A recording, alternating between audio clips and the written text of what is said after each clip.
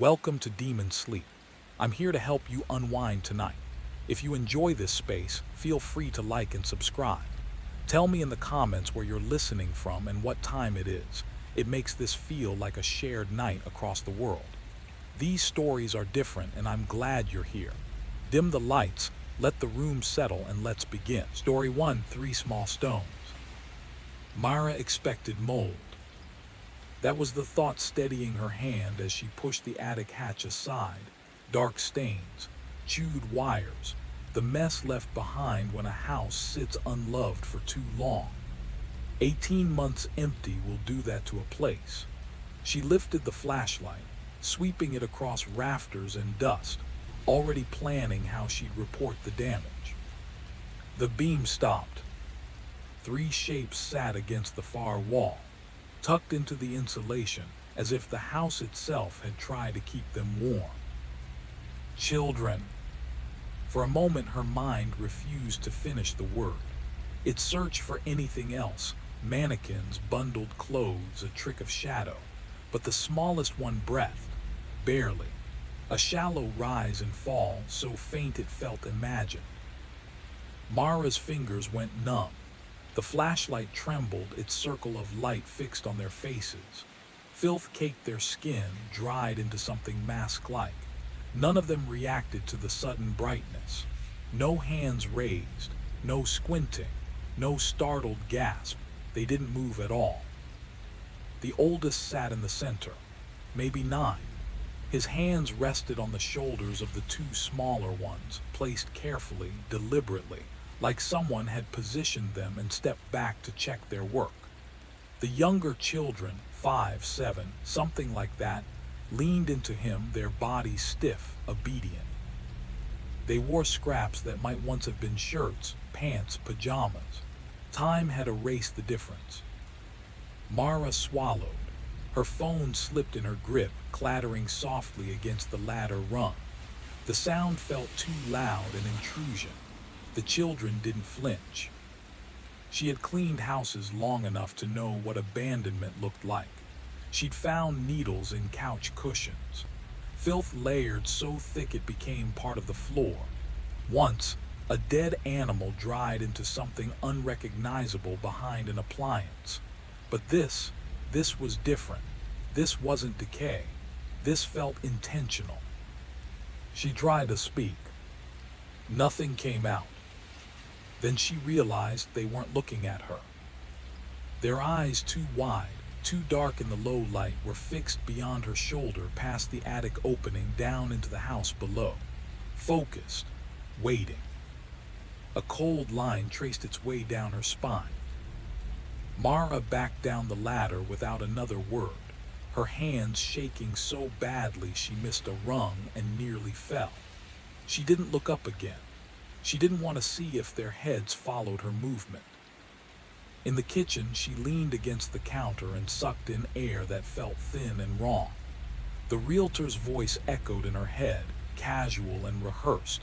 Previous owner passed away here. Natural causes. Unfortunate, but these things happen. The floor beneath her feet still buckled slightly, warped where a body had lain unnoticed for days.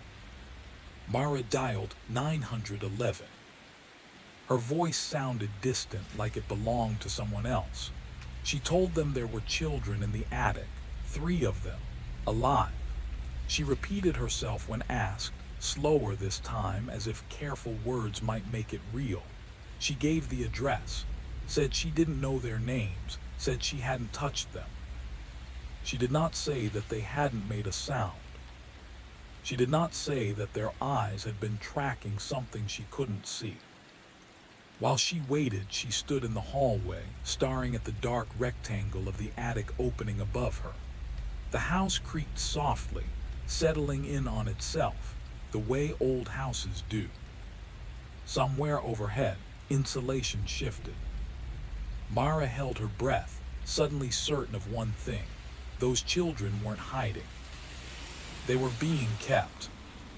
Mara kept her eyes on the attic opening. Nothing drifted down from above. No footsteps, no whispers, no frightened cries, not even the restless shifting you'd expect from children who had just been found. The quiet pressed outward, heavy and deliberate, until it felt like the house itself was holding her still. She began counting her own pulse, silently ticking off each beat, just to reassure herself that sound hadn't vanished from the world. 14 minutes later, flashing lights cut across the windows. Uniforms filled the house, then stretchers, then two women from child services, both carrying the worn calm of people who had already seen too much in their lives. Mara watched them climb the ladder. One of them made a small noise when she reached the top, something caught between breath and pain. When the children came down, they were wrapped in blankets despite the thick June heat. Mara leaned forward, searching their faces, desperate for some sign of recognition. None of them looked at her. They descended the ladder together, each movement precise, practiced, as if they had rehearsed this moment countless times. Their feet made no sound against the wood. At the bottom, they paused. Then all at once, their heads turned back toward the attic opening. Same angle, same speed, same empty focus, before they allowed themselves to be guided outside. Mara felt her throat tighten. In the yard, the children walked toward the waiting vehicles. Their steps landed in perfect rhythm. Left, right, not a stumble, not a hesitation. No child should move like that after what they'd endured. A young officer took her statement near the curb. He called her ma'am and smiled politely, as if that might soften the moment. She explained the job, the realtor, the attic. She kept her voice steady. She did not talk about how the children had been posed. She did not describe the way silence had clung to them like a second skin. Those details felt fragile, too close to something dangerous to name aloud. The officer told her she'd done the right thing, said she might have saved their lives. Mara nodded, even as nausea rolled through her. She left before the scene was finished. That evening, the realtor called to cancel the job. She had expected that. What she hadn't expected was the request for an interview from the local news. She said no without hesitation. She picked up Noah late from after-school care and held him longer than usual in the parking lot. He squirmed, embarrassed, asking what was wrong. She told him nothing. The word felt thin, but she clung to it anyway. That night the sound woke her. Weeping. At first she thought it was coming from Noah's room. Her feet were already moving before her thoughts caught up. Then she froze in the hallway. The sound was wrong. Too deep, too heavy. It wasn't the cry of a child. It was the sound of grief stretched wide, layered and vast, like something too big to belong to a single body. It felt structural, as though the walls themselves were mourning. Mara stood between the bedrooms, hand gripping the doorframe, heart pounding. The crying continued, steady and patient. And it was coming from above. Mara stood frozen in the hallway, one hand gripping the doorframe as the sound swelled and receded, like grief learning how to breathe. When she finally gathered the courage to push Noah's door open, the noise vanished instantly, cut clean, as if it had never existed. Noah lay sprawled on his back, mouth slightly open, chest rising and slow. Even rhythms, peaceful, unaware. His room smelled familiar and safe, clean fabric, childhood sweat, the rubbery scent of shoes kicked carelessly near the closet. Mara moved on instinct, checking the window latch, then the closet. Empty. Normal, too normal. She stood over him longer than she meant to, watching every breath until her legs began to ache. That was when she noticed it. A single strand of hair lay against his pillow, long, pale gray, thick and stiff like wire. She lifted it carefully, holding it into the hallway light. It was too coarse to belong to her, too long to belong to Noah. When she tried to snap it between her fingers, it refused to break. Her stomach clenched. She dropped it into the bathroom trash and scrubbed her hands until the skin burned, as if whatever had touched that hair might still be clinging to her. She didn't sleep again that night. The crying returned the next night, and the night after that. Always after midnight, always from Noah's room, always ending the moment she opened the door. By morning, small wrong things appeared, dusting the edges of reality. Pink insulation powder settled on the windowsill, even though the window never unlocked. A faint handprint smudged the wall beside the bed, too high to be Noah's, placed exactly where someone might steady themselves while leaning over him. Myra began to fear the clock more than the dark. On the fourth night, she stopped pretending it would go away. She left Noah's door open and sat where she could see his bed clearly. The house was silent, tense, waiting. At 1:17 a.m., the weeping began. This time she saw it. A woman stood at the foot of Noah's bed.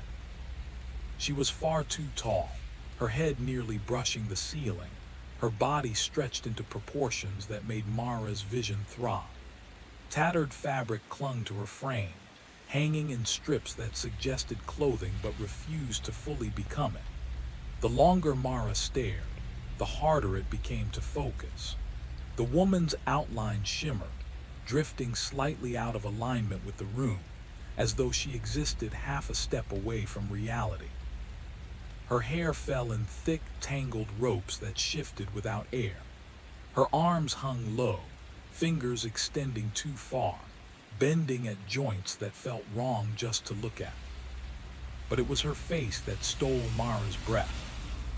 Skin pulled tight over sharp bone, hollow cheeks, and eyes burning, present, devastatingly alive. The woman gazed at Noah with an expression Mara knew in her bones. She had worn it herself in quieter moments, watching her son sleep. A love so fierce it hurt, a terror so deep it never rested. The woman slowly turned her head toward Mara. The motion was smooth, too smooth, like something sliding rather than moving. And in that instant, Mara understood. The thing standing in her son's room was not there to harm him. It was there because it believed he belonged to her.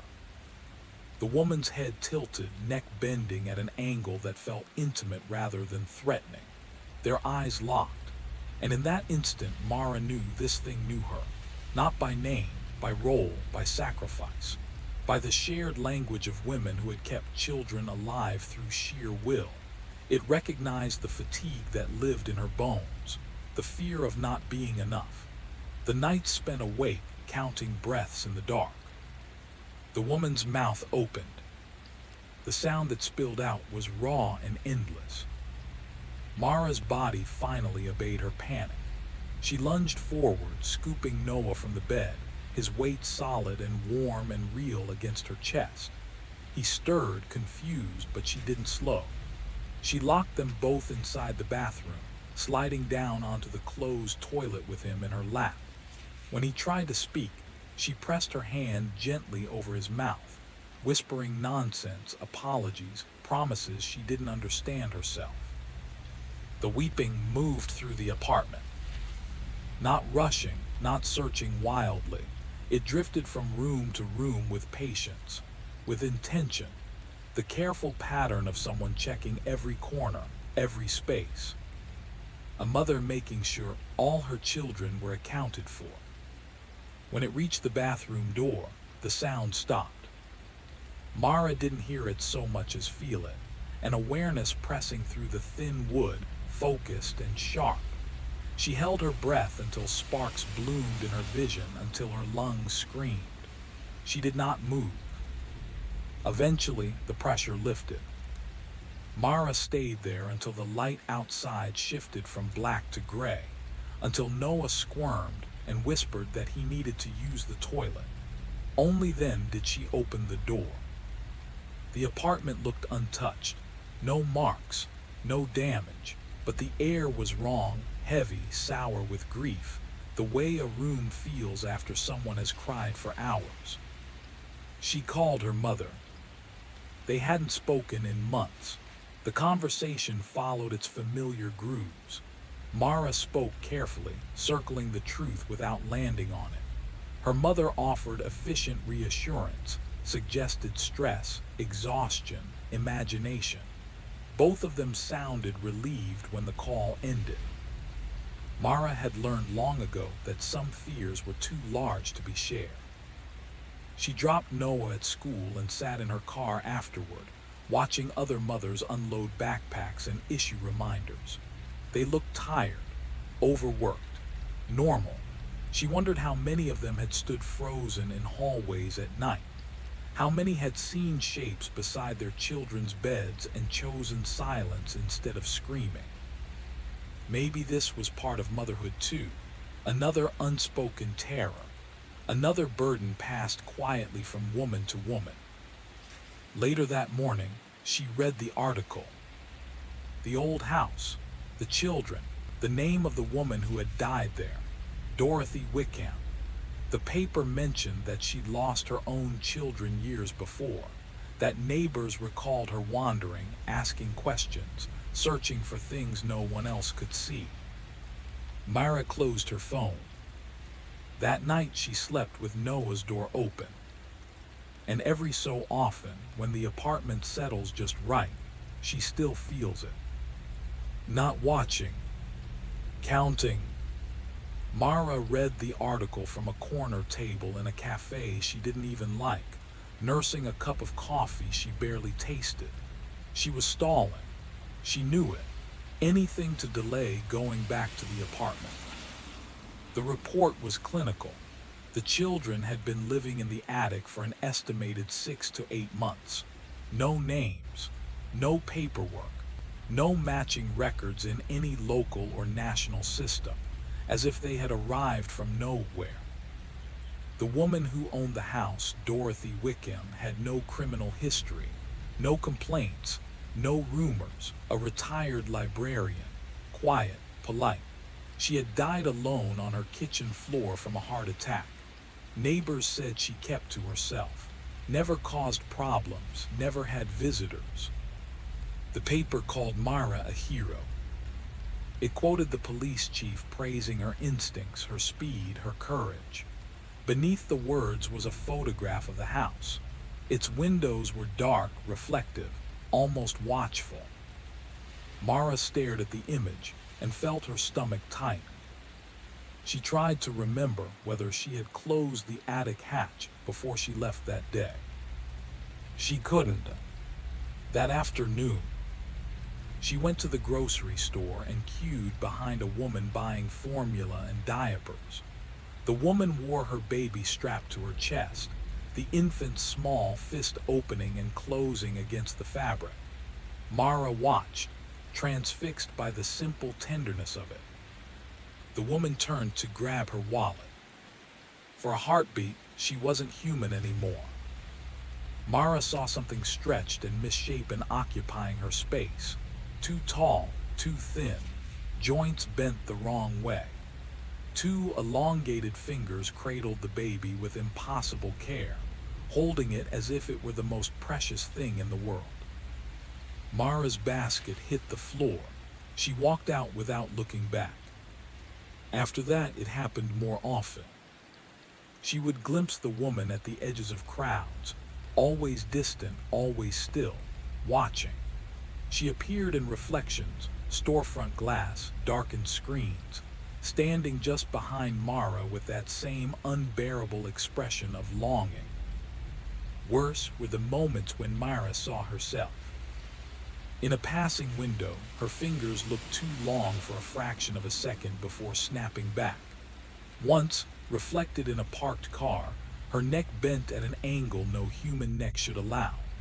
Her head tilted, soft, familiar, maternal, before reality corrected itself.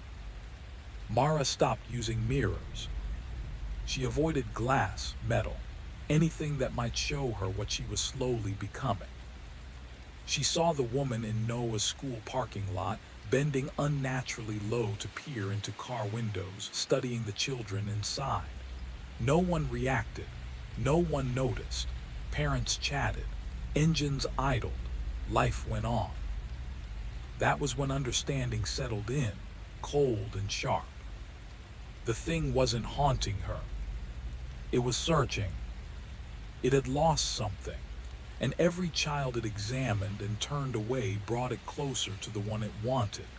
The logic felt airtight, terrifying in its simplicity.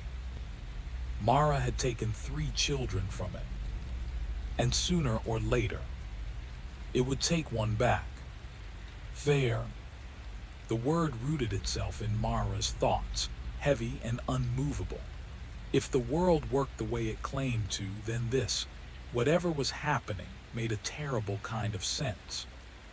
She stopped sleeping. Night after night, she moved through the apartment checking locks until her fingers hurt, testing doors and windows again and again, pressing on them 15 times, sometimes more, until exhaustion blurred her vision and she could almost believe they would hold. She bought a baseball bat and kept it beside the bed, close enough to grab without thinking. Noah stopped sleeping in his own room. She told him it was being repainted. He accepted the lie easily. Children often do. She lay awake beside him, staring at the bedroom door while his small body rose and fell, every breath a fragile promise. The crying came every night now. Sometimes it drifted from a single room, sometimes from several at once, overlapping, echoing, a layered grief that made her jaw ache from clenching. It felt as though the apartment itself had learned how to mourn. 8 days after the attic, Mara caught sight of herself in the bathroom mirror and froze. The woman stood behind her. Mara didn't scream. Something inside her had already gone quiet. She turned slowly, the sink pressing into her spine, and faced it for the first time since that night in Noah's room. Up close, the woman was impossibly tall. Her neck bent at an angle that should have shattered bone, yet she held it effortlessly. The smell rolled off her in waves, the attic's air, sealed and stale, the unmistakable scent of bodies trapped too long without light or breath. The woman lifted one arm, her fingers extended, stretching outward like pale branches, stopping just short of Mara's face. Cold radiated from them without contact. The sound rose. The crying swelled until it filled Mara's head completely, blotting out thought, memory, fear. And inside that sound, threaded through the grief, was meaning. Mine. You took mine. Mara locked herself in the bathroom and slid down the door. Her hands shook as she called her supervisor and quit jobs she needed to survive. She called Noah's school and said he was sick. She drained her account and paid for a motel at the edge of town. New locks, unfamiliar walls, a place that hadn't learned her name yet. She and Noah watched television with the volume turned too high. Laughter poured from the screen, artificial and sharp. Mara didn't tell him that beneath it all, under every joke and jingle, she could still hear the weeping. On the second night, Noah broke the silence. "Mom," he said softly, "why is that tall lady outside?" Mara's hand stopped moving. She had been folding his clothes, smoothing the same shirt over and over without realizing it. Slowly, she turned to the window and followed his gaze. The woman stood beneath a streetlight. The light twisted her shadow into shapes that didn't match its source. She looked up at their room, her neck bent at that same impossible angle, eyes fixed and patient. Mara understood then. Distance didn't matter, walls didn't matter, locks didn't matter. This thing was not following them.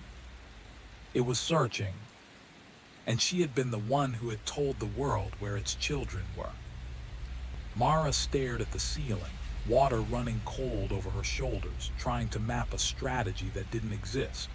She couldn't protect Noah from something that bent reality, that ignored distance, that didn't obey human rules.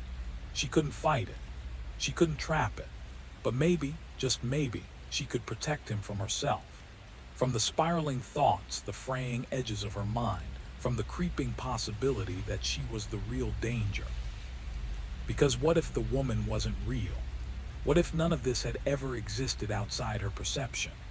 What if the shadows, the cries, the impossible neck and fingers, all of it, were the creation of a mind pushed too far? Maybe the real threat to Noah was his mother, sleepless for over a week, consumed by visions no one else could see, driven to quit her jobs, pull him from school, and hide from the world. The idea offered a strange comfort. If she was crazy, there were systems in place, protocols, help. She could be fixed. She could be contained. The next morning, Mara checked herself into the psychiatric unit at County General.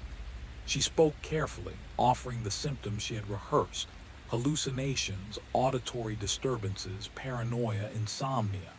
She didn't mention the attic, the 3 children, the rescue. That part sounded too coherent, too story-like, too dangerous.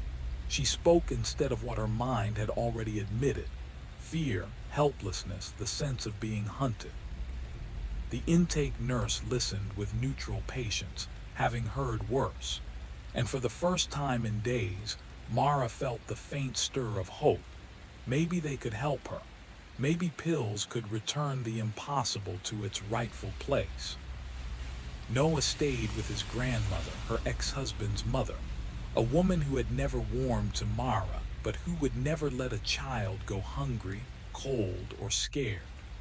Mara signed the papers, swallowed the medication, and tried to sleep in a room with locks on the outside of the door, a fortress of clinical security. The woman came anyway. The first night she appeared at the foot of Mara's hospital bed, her head tilted at that impossible angle to avoid the ceiling tiles. Her weeping had softened to a low, keening murmur, quiet enough that the night nurse never noticed. Mara hit the call button. No one came. And then she understood. This haunting was private, singular, a silent conversation between 2 mothers, each speaking to the other about children who had been taken, protected, or lost. By the 3rd day, a social worker arrived to discuss Mara's history. Sedated, exhausted, raw, Mara found herself telling truths she had never shared. About Noah's father leaving when the boy was only 2. About jobs she had flitted between and failed to keep. About those terrifying weeks when Noah was an infant and she had been certain she would drop him, forget him, fail him in ways that no one could forgive. The confession spilled freely, unpolished, unprotected, and Mara realized that admitting fear out loud to someone else felt almost like a shield, almost like survival. Mara listened as her life was reduced to checkboxes and neat handwriting, every fear translated into clinical terms. The social worker nodded, pen moving steadily, while Mara sat there feeling like she was being summarized rather than understood. In the common room, the television replayed the story. The 3 children from the attic appeared again, faces blurred, names withheld. They had been separated, sent to different homes, scattered across the state. The oldest no longer spoke. The middle child panicked whenever a door closed. The youngest ate nothing but white bread, as if color itself had become a threat. Experts weighed in. Therapists explained.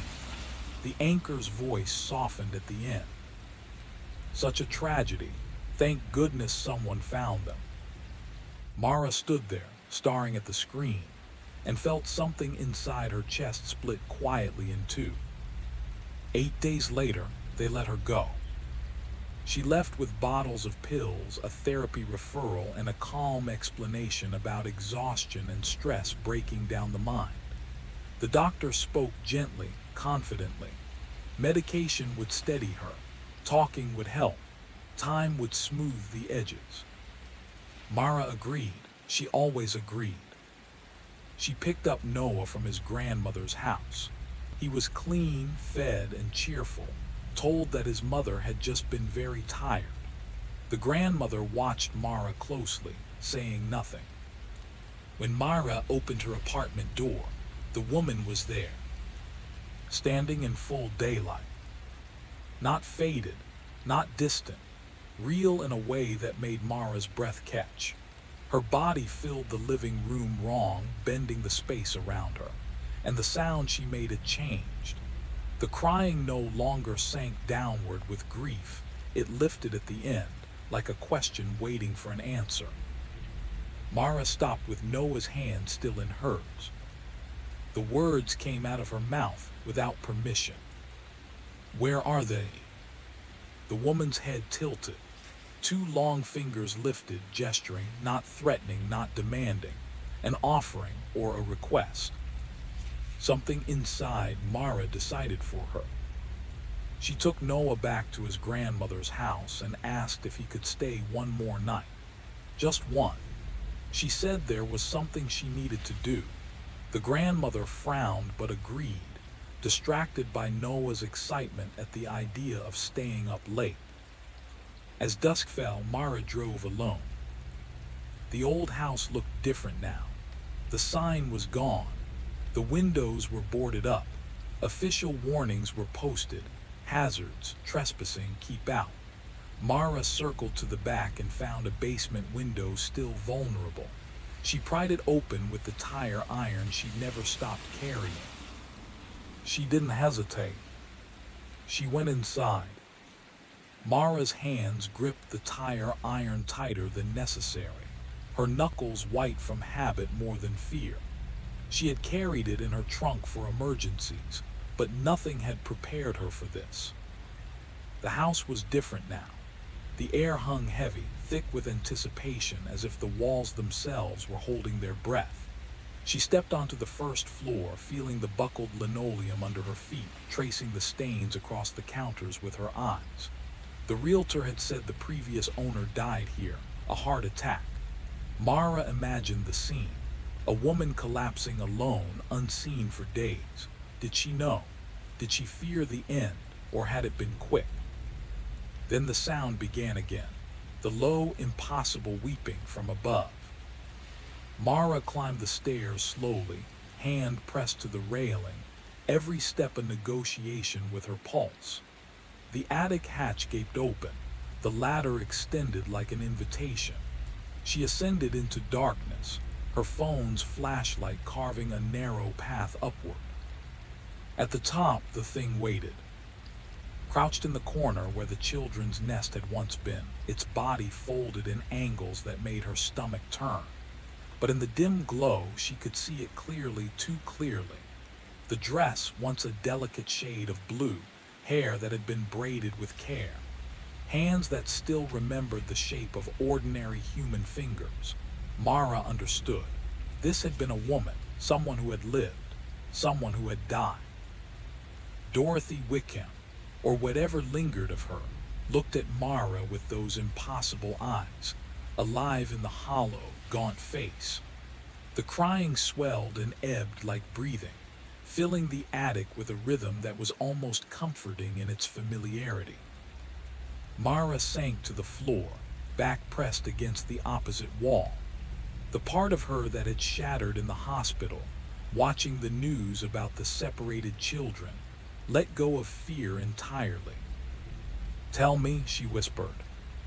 The weeping shifted, a strange modulation that hinted at meaning, like language Mara didn't know how to interpret. Then the attic changed. Cold hit first, February cold, sharp and burning against her skin. She gasped, lungs filling with the icy weight of it. Fingers went numb even in the heat of June. Her vision shifted, not her eyes, but someone else's memory. A child, 18 months old, wrapped only in a diaper, lips tinged blue, tiny body shivering.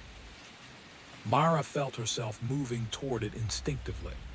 The grief, the horror, the rage of discovering a baby left to freeze, it consumed her. She scooped it up, shivering in her arms, feeling the unbearable wrongness of its small, icy form. And then everything shifted again. She was inside another house, her heart hammering violently, irregular beats splitting her chest with pain. She recognized the ache. She knew it too well. This was dying. This was her own heart failing. And above her, 3 children waited in the attic. Children she had saved. Children who would starve if she fell now. Children who would die alone if she didn't find a way to survive. She could not, would not, let that happen. Mara felt her chest seize, the weight of it dragging her into a kitchen that wasn't hers. She felt her cheek slam against linoleum, sharp and unyielding, and understood in a gut-wrenching instant the terror of dying with children depending on her. The pain was suffocating, the fear relentless. Then the cold came back, different this time. Not the biting chill of winter air, but the ice of death itself, observing from somewhere beyond her body as her heart stopped, powerless, helpless. And the children waited above, waiting for a hand that couldn't reach them, waiting for someone who would not come. Hours stretched into days. They grew hungry, frightened, and she could only watch, trapped in grief and helplessness, knowing that death did not absolve her from the responsibility she bore. Mara snapped back to herself with a scream lodged in her throat, hands pressed to her chest, feeling the frantic pulse of life. Her face was wet with tears, hers, Dorothy's, or some impossible mixture of both. The attic had returned to June warmth, sunlight pooling on dusty floorboards. Yet the echo of that failing heart lingered, metallic and coppery on her tongue, the sharp fear of dying while children starved. And then she saw it. The story Dorothy couldn't tell. A child left alone on a February porch, barely able to walk, wearing only a diaper. Parents inside, unmoving, gone forever. Empty bottles littered the table, needles scattered across the floor. Dorothy Wickham, alive and ordinary, discovered the infant, took the child inside, called authorities, waited. No one came. Another child, older, wandering the streets at 2 in the morning, barefoot and wailing.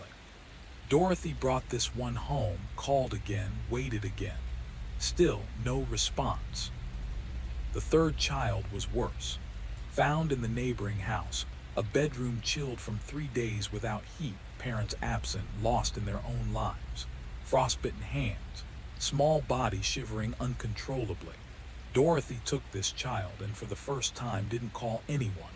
She realized then the terrible truth. The systems meant to save children moved slower than children needed. Paperwork lagged behind freezing bodies.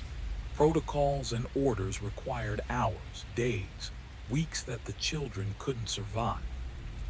So she kept them, fed them what little she had, kept them warm, protected them in the only place she knew no one would look, her attic, a sanctuary from a world that moved too slowly to care. A place she had once shared with her own mother, before work pulled women from home, before neighborhoods emptied by day, before life demanded she leave safety behind. She kept them there until the day her heart stopped in the kitchen. And when she died, she kept them still, because even death could not release her from the need to guard what she had salvaged. Mara watched Dorothy, who was no longer simply Dorothy, curl tighter into the corner, a shadow of devotion, exhaustion, and grief, holding close the echoes of lives she had fought to protect. The sound hit Mara first, keening, rising, unbearably human yet impossibly distant. She realized then, with a sick twist in her chest, that the children had never been taken. They hadn't vanished into neglect or malice.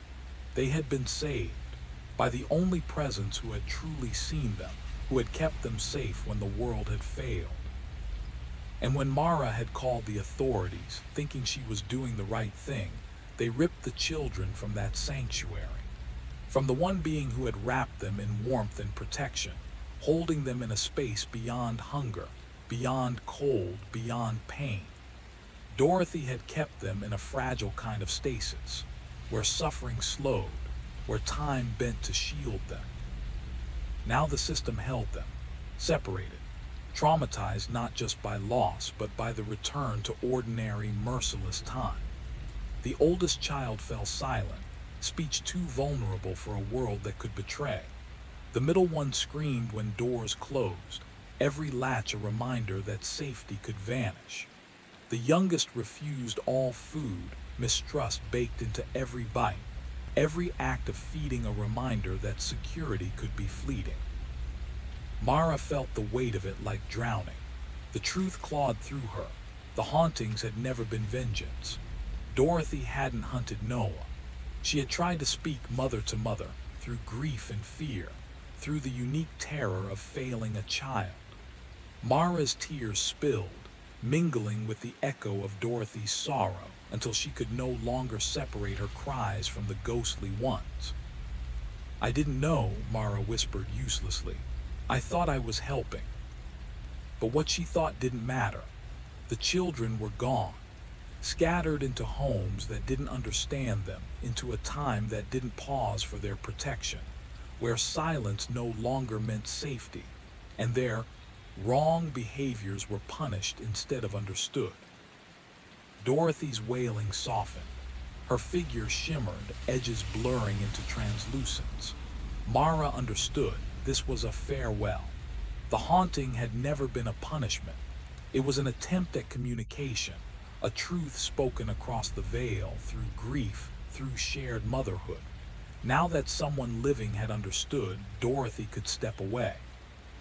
"Wait," Mara said, unsure what she even hoped for.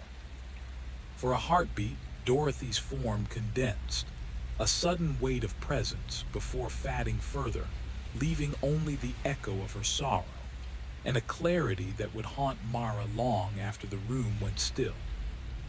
The attic held its breath. Mara froze as a figure, almost solid, stretched an impossibly long hand toward her. She didn't see the meaning, she felt it deep in her chest, a message pulsing through the air. Remember them, keep remembering.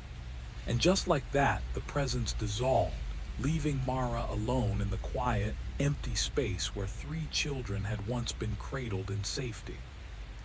She stayed until the first light of morning spilled through the cracks in the roof, dust floating like tiny stars in the pale sunbeams, revealing the pink insulation still piled in the corner. Mara thought about the fragile, hidden ways people protect one another, the kinds of salvations that outsiders often mistake for wrongdoing. Sometimes the world's systems fail, and an attic, warm, hidden, unremarkable, becomes the only refuge 3 forgotten children will ever know. She considered calling the foster parents, trying to explain, but the words felt impossible. How could she convey the truth? That a ghost had guided her to a story more real than the official record, without sounding insane. The world couldn't contain this kind of truth. It didn't fit into forms, procedures, or protocols. Finally, Mara climbed down the ladder and pushed open the front door. The house, soon to be sold, looked ordinary now, stripped of its secrets. Its attic insulation would be replaced, the history scrubbed clean. One day a family would move in, oblivious to the sanctuary it had once been, to the woman who had died still guarding children she did not have to protect, but had chosen to anyway. She drove home and picked up Noah from his grandmother, holding him a little too tightly as he squirmed and complained. Life resumed its precarious rhythm, temp jobs, bills, sleepless nights, the relentless anxiety of single motherhood in a world stitched together with gaps. Yet Mara's mind lingered on the 3 children. Did they remember their attic nest? Did they dream of the woman who had kept them safe in the only way she could? Beneath trauma, therapy, and the official narrative, She hoped they understood that they had been loved. 2 weeks later, Mara woke at 1:17 a.m., her heart hammering, thinking she heard weeping from Noah's room. She rushed in, only to find him asleep, chest rising and falling with calm perfection. No shadowed figure lingered at the foot of the bed. No presence stirred. Just her son, warm and breathing, and the quiet of the night. Then she noticed it. On the dresser, where nothing had been before, lay a single strand of gray-white hair, coarse and impossibly long, catching the faint moonlight. Mara didn't need to touch it to understand. It was a reminder, a last whisper. The children had been remembered. The protection had been real. And somehow, even now, even in the ordinary world, a small, enduring thread of care lingered, silent, unseen, but unbreakable. On the dresser, 3 small stones sat in a perfect line, each one smooth, cold, and deliberate. Mara picked them up one by one, feeling their weight settle in her palm, a quiet message pressed into her hands. I watch mine and you watch yours.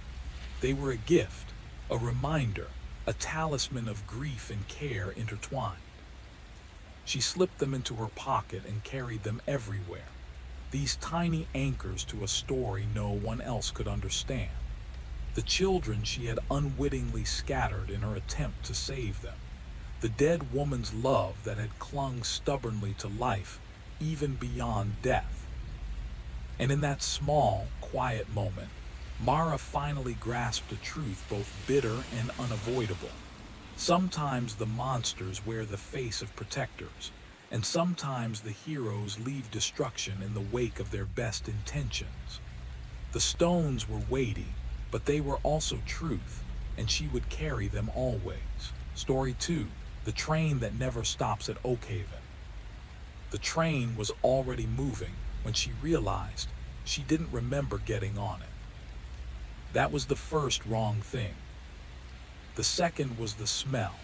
It clung to the compartment, thick and intimate, not smoke, not fabric, but something underneath, like petals left too long in a closed room, beauty curdling into decay. It made her throat tighten every time she breathed in. Millicent sat stiffly on the narrow seat, hands folded in her lap, facing 2 men who clearly had not expected her to be there. The older one looked as if he belonged to a different decade. His suit was finely tailored but tired, the seams softened by years of wear. He kept adjusting his collar in small, irritated movements as though it were slowly choking him, though he never actually loosened it. The younger man, if he was young, was harder to place. His face held the strange contradiction of youth stretched thin by exhaustion. He stared out the window without blinking, eyes fixed on the fog that pressed against the glass like a living thing. No one spoke. The train lurched, then slowed, then surged again, its movement uneven and wrong. Millicent had taken trains since childhood. She knew their rhythms, the steady music of steel and rail that lulled you into forgetting distance. This one refused to settle. Each pause came too long, each acceleration too sudden, leaving her stomach clenched, waiting for impact that never came. The older man cleared his throat. The sound carried expectation, tickets, destinations, explanations. Without thinking, Millicent shook her head. The refusal came before she understood what she was refusing. She remembered running. That was clear. Running from the house, from what she had done there. But everything else, the ticket counter, the platform, the moment of boarding, existed only as disconnected images, like photographs pulled from someone else's memory. No sequence, no logic. The younger man finally turned from the window. Up close, his eyes were darker than they should have been, as if light didn't quite reach them. He studied her for a long moment before speaking, his voice flat, careful, like lines practiced until they lost meaning. Well, he said, we're here now. The words landed with unsettling weight. Silence returned, stretching until time itself felt unreliable. Outside, the fog never thinned. There were no landmarks, no passing lights, nothing to prove they were moving forward at all. It was like watching the world hold its breath. Millicent became aware of a pressure behind her eyes. Not pain, memory. The kind that pushes whether invited or not. She saw the kitchen again. The cup shattered on the floor. The sound her own voice made when she realized what she'd done. She pressed her nails into her palms, grounding herself in the present, but the train shuddered as if in response, metal protesting beneath them. "We don't usually get newcomers this late," the older man said suddenly. His voice was polite, strained. He still hadn't stopped touching his collar. "Late for what?" Millicent asked. Both men hesitated. The younger one smiled, but it didn't reach his eyes. "For arriving," he said, "before everything settles." Her heart began to race. "Where are we going?" she asked. Another pause, longer this time. The older man glanced toward the door, then the window, then finally met her gaze. "Oak Haven," he said carefully. "At least that's where we were supposed to stop." A cold sensation crawled up Millicent's spine. Supposed to. The train jerked hard enough that the overhead light flickered. For a split second, the compartment plunged into darkness. In that instant, Millicent heard something else beneath the wheels. Voices, maybe, or breath, or a distant crying that might have been the rails themselves protesting. When the light steadied, both men were watching her. "We never reach it," the younger man said quietly, "no matter how long we ride." Millicent stood abruptly, her knees knocking against the seat. "Then why stay?" The older man laughed, a brittle sound. "Because getting off isn't as simple as boarding." The fog outside shifted. For the first time, shapes pressed against the glass. Not scenery, not buildings, but silhouettes, fleeting and wrong, as if people stood just beyond sight, keeping pace with the train. Millicent's chest tightened. She backed toward the door, fingers brushing the handle. "What happens if I leave?" she asked. The younger man's gaze softened just a fraction. "You remember everything," he said. "All of it at once." Her hand fell away. The train slowed again, almost stopping. The smell in the compartment deepened, flowers turning to rot. Millicent sank back into her seat as the realization settled, heavy and undeniable. This wasn't a journey meant to end. It was a holding place, a corridor between what had been done and what could no longer be undone. A train that carried people who were running from guilt, from grief, from the moment that split their lives in two. Outside, the fog swallowed everything. And somewhere ahead, a station named Oak Haven waited forever out of reach. The landscape outside the window offered nothing to anchor the mind. No stations, no passing lights, no hint that the train was advancing at all. The older man checked his watch again, brows knitting tighter this time, before hiding it away as if ashamed of it. His hands betrayed him, trembling despite his effort to appear composed. The younger man spoke suddenly, without easing into it, like a thought finally allowed to escape. He suggested they speak about what had driven them here. Confession, he said calmly, had a way of shortening long journeys. The air thickened. Millicent felt the compartment contract, as though the walls leaned inward to listen. The older man let out a hollow sound that barely qualified as laughter and insisted he wasn't fleeing anything. His fingers betrayed him, sliding up to his collar once more, tugging as if it were tightening on its own. The younger man smiled, but there was no warmth in it. Then he said he would go first. He told them about a woman hired to care for a child. He leaned back, and only then did Millicent notice his hands shaking violently in his lap, as if restraining something desperate to surface. The position had been advertised plainly enough. A governess wanted, one child, remote estate, generous pay. Miss Verity Ashton answered the notice with the urgency of someone who had learned that hesitation meant hunger.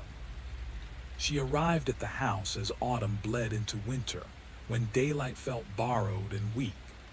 The manor stood far from any village, swallowed by trees pressed so tightly together they seemed afraid of the cold. It was called Hawthorne Court, though no hawthorns grew there, only dark firs clustering like conspirators. The letter that hired her had been oddly nonspecific. A 7-year-old boy, instruction, supervision. The signature belonged to the mother. Though the pen strokes cut so deeply into the paper they scarred the page beneath. Desperation leaves marks, the younger man noted quietly. The carriage ride from the station passed in total silence. The driver never turned his head. Verity was grateful for that. It gave her time to rehearse her smile, to soften the edges of need she knew lived on her face. Mrs. Caldwell greeted her at the door, tall, severe, a woman whose posture suggested lifelong disappointment braced against her spine. She welcomed Verity with few words and even fewer pleasantries, then gestured her inside as though admitting an obligation rather than a guest. The boy, she explained, was delicate, and from the moment Verity met him, she understood what that meant. He did not speak, he did not play, he watched. He watched the corners of rooms. He watched the spaces behind doors. He watched Verity as if measuring how long she would last. At night he cried, but only when no one entered the room. The moment footsteps approached, the sound cut off instantly, replaced by rigid silence. Verity began sleeping lightly, listening for the pause more than the cry. Days passed, then weeks, and slowly the boy began to speak to her alone. He told her things the house whispered after dark, about rooms that moved, about voices that came from beneath the floor, about how his mother prayed not for his safety but for his forgiveness. The younger man's voice faltered for the first time. Verity tried to leave. She packed her bag at dawn and reached the front door just as Mrs. Caldwell appeared, already dressed, already waiting. There was no anger in her expression, only relief. "You can't go yet," she said. "He's finally attached to you." That night the boy begged Verity not to sleep. He told her the house would be hungry, that it always took something when it sensed departure. The next morning, Verity was gone. The official story said she resigned without notice. The younger man swallowed hard and fell silent. The train shuddered, lurched, then settled into its broken rhythm again. Millicent realized then that none of them were passengers. They were confessions in motion, and whatever waited at Oakhaven had no intention of letting them arrive. Mrs. Caldwell recited the household schedule with mechanical precision, as if each instruction had been rehearsed so often it no longer belonged to her. Breakfast at the same hour, lessons in the morning, quiet afternoons, supper promptly at dusk. Every sentence landed exactly where the last one had, like footsteps worn into stone. The child was upstairs. His name was Samuel. He required particular attention. That pause, barely a breath, sent a ripple of unease along Verity's spine, though she couldn't have explained why. The nursery sat on the 3rd floor at the end of a hallway that felt impossibly long, stretching farther than the house itself should have allowed. Verity counted as she walked, 27 steps from the landing. She noticed something else too. Every other door along the corridor looked untouched. Dust lay thick and undisturbed around their frames, as though no one had opened them in years. Samuel waited in the adjoining day room, perched on a chair just a bit too large for his small frame. His clothes hung loose on him, the sort worn by children recovering from long illnesses. When he looked up and smiled, the expression was so normal, so perfectly rehearsed in the way children learn, that Varity felt her tension ease despite herself. "You're Miss Ashton," he said calmly. Not a question. She confirmed it and asked if he might show her where he studied. He rose with deliberate care, every movement controlled, as though he was constantly aware of the space his body occupied. When he walked, his shoulders curved inward, protective. They stopped at the nursery doorway. Samuel rested one small hand against the frame and hesitated. He glanced up at Varity, his expression hovering near fear without fully becoming it. His voice dropped until it was barely sound at all. "The other boy is me." Varity felt a familiar professional response click into place. She had heard this before. Invisible companions, imaginary scapegoats, children giving shape to feelings they couldn't safely name. She lowered herself to his level, ready to reassure. But Samuel wasn't looking at her. His eyes had fixed on the room behind her, the skin around them paling as if the blood had fled. "He doesn't like new people," Samuel whispered.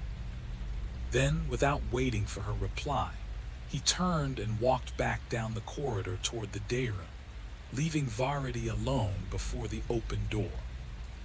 The nursery itself appeared ordinary. A neatly made bed, shelves lined with worn books, a rocking horse missing most of its mane. The window faced the trees, their dark branches crowded so close they scraped the glass whenever the wind rose. What struck her wasn't what she saw. It was the cold.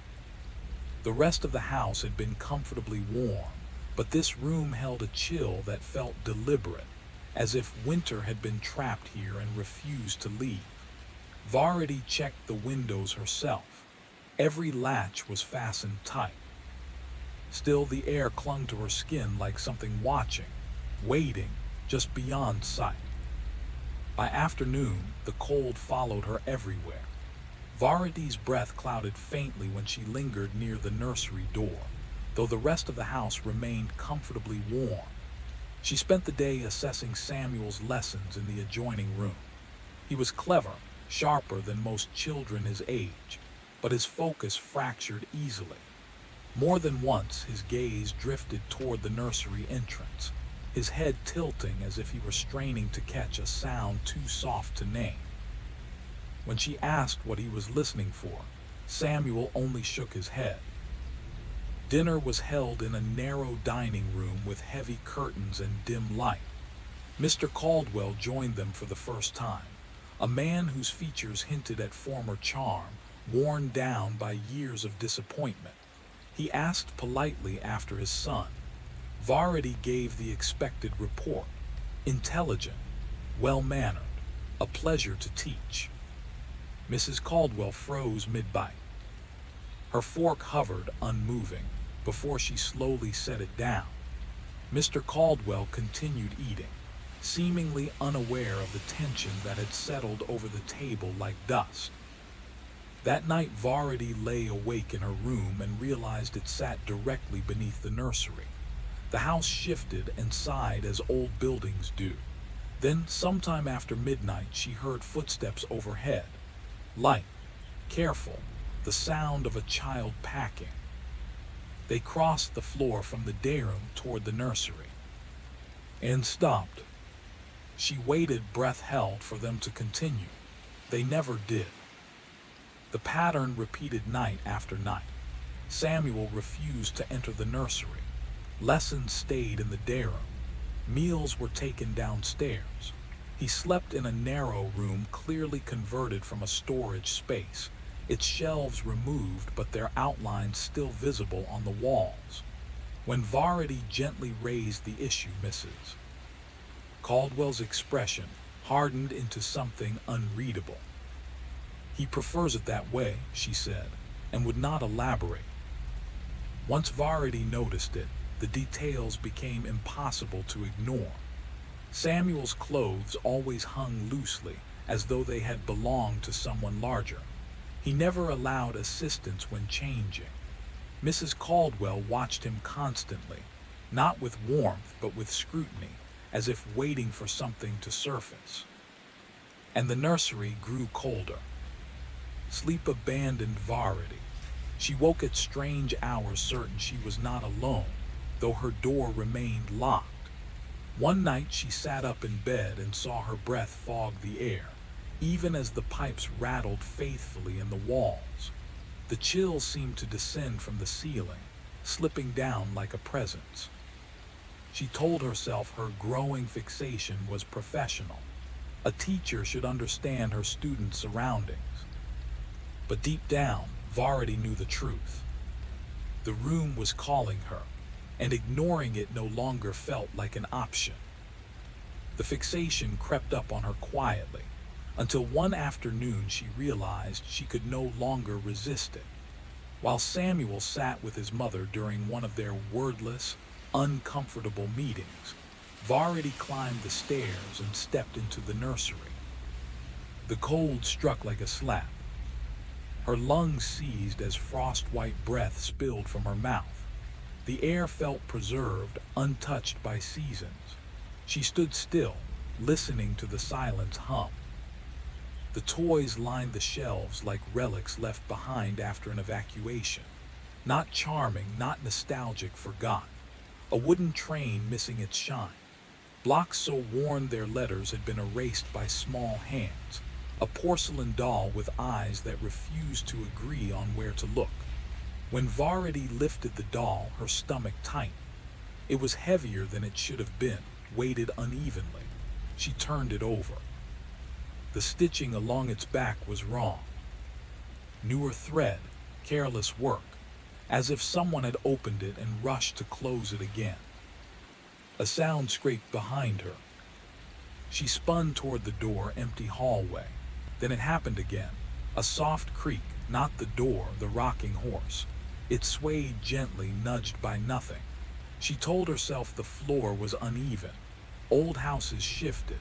Old houses made fools of sensible people. Still she retreated, doll clutched tight, and the moment she crossed the threshold, the warmth snapped back so suddenly it made her sway. That evening, she asked Mrs. Caldwell about the other boy.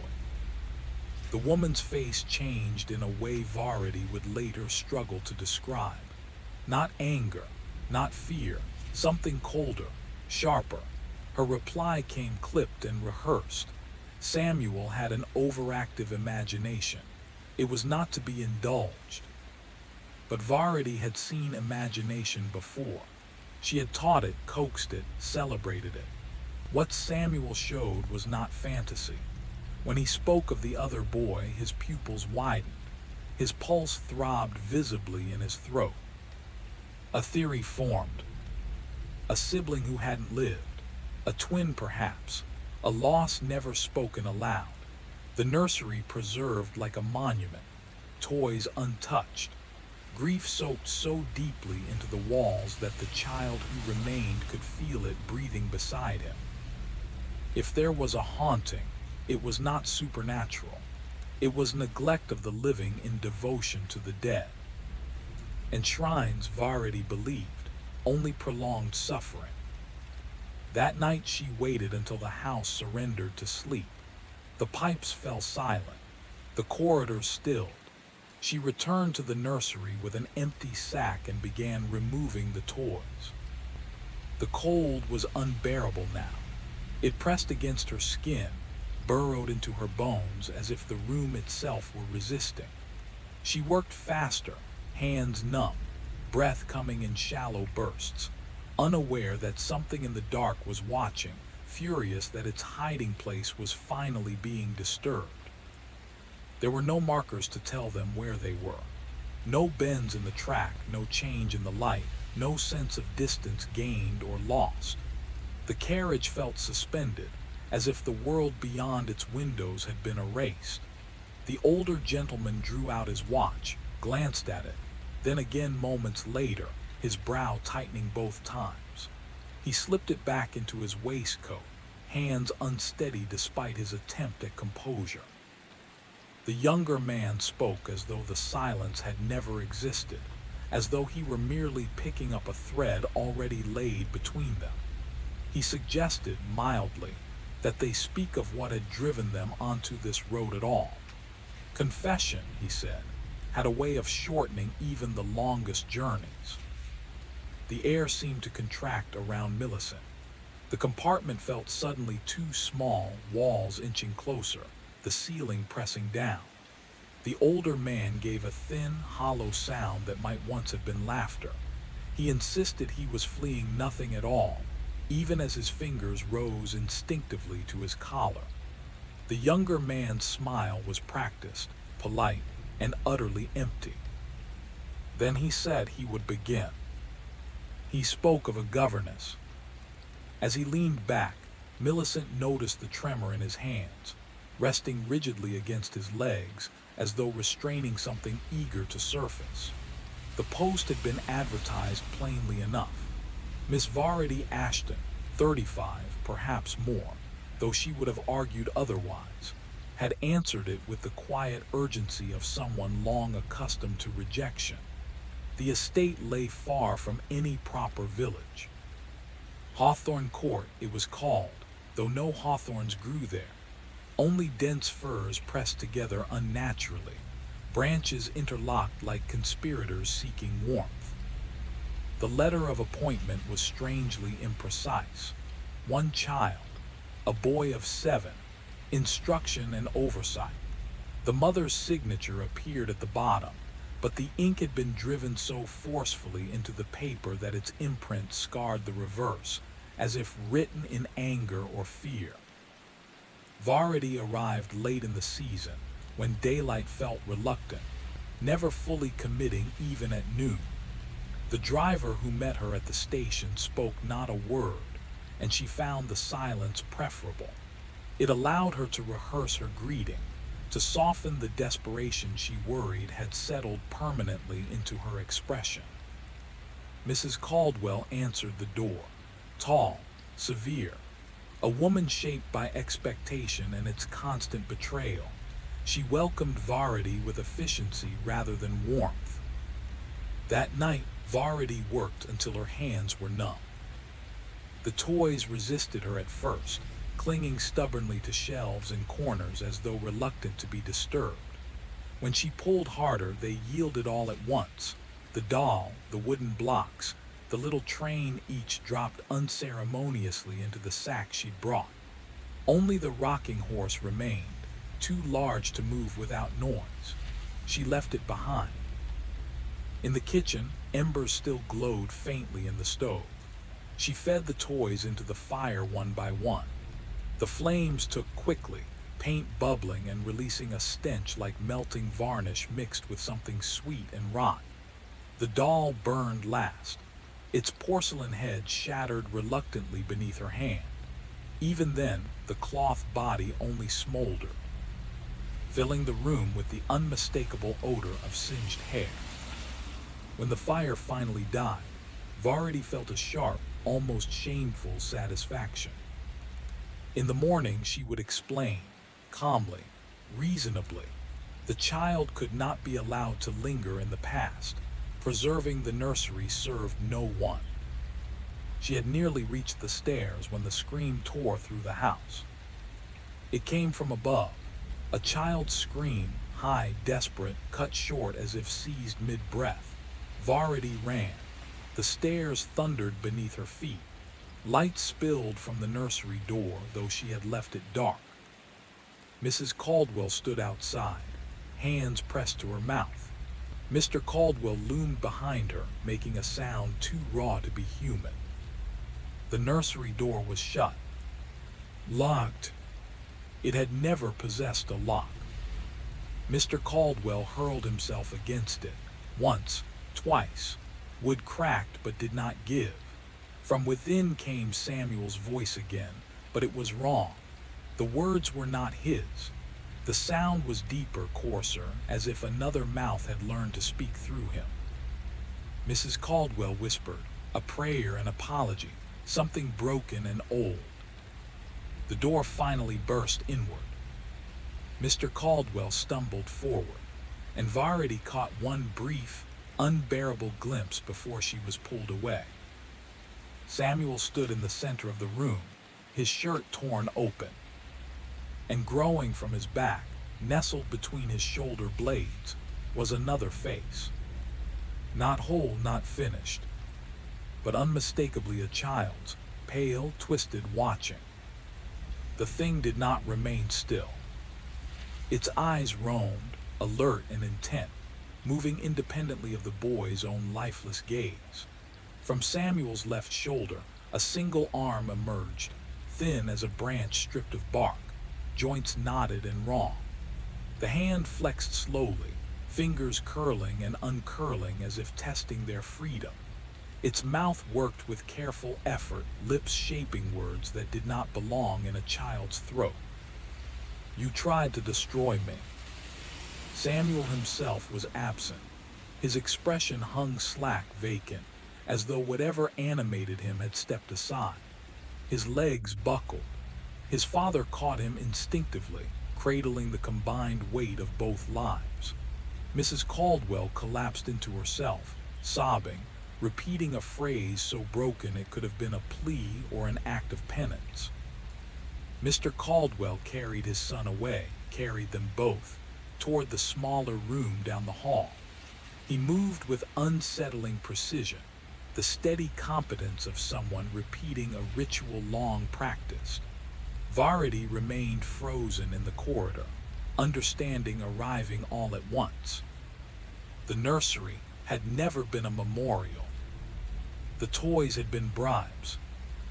They were gifts meant to distract, to occupy the other presents while Samuel slept, while he learned, while he was permitted the fragile illusion of an ordinary childhood. The twin had been fed stories, motion, sound, kept content enough to remain dormant. By destroying them, Varity had stripped away the final barrier. In its fury, the thing had risen, seizing control the Caldwells had fought for years to maintain. She packed her belongings before dawn. No one tried to stop her. No one spoke. She walked down the long drive toward the station with no certainty of when a train would come or where it might take her. Behind her, Hawthorne Court loomed in absolute stillness, its dark windows unreadable. From the third floor, something pressed close to the glass. A shape that might have been a child's face watched her go. Varity never discovered whether Samuel lived. She never learned if the other presence retreated again into silence, or if it finally claimed the body it had always occupied, always despised sharing. What she learned, what stayed with her was this: not everything that haunts a house is dead. Some things breathe, and the living are capable of hatred far deeper than any ghost. The younger man stopped speaking. The air inside the compartment felt colder now, as though the story had leached warmth from the walls. Millicent drew her coat tighter, but the chill persisted. The older man sat rigid, one hand pressed hard against his knee, anchoring himself to the present moment. Outside, the fog had grown denser, or perhaps they had sunk further into it. Frost traced delicate, creeping patterns along the edges of the glass. The train lurched, its rhythm faltering into that same uneven cadence that turned Millicent's stomach. When the older man finally spoke, his voice was strained, scraped raw. He said it was his turn now. If they were confessing.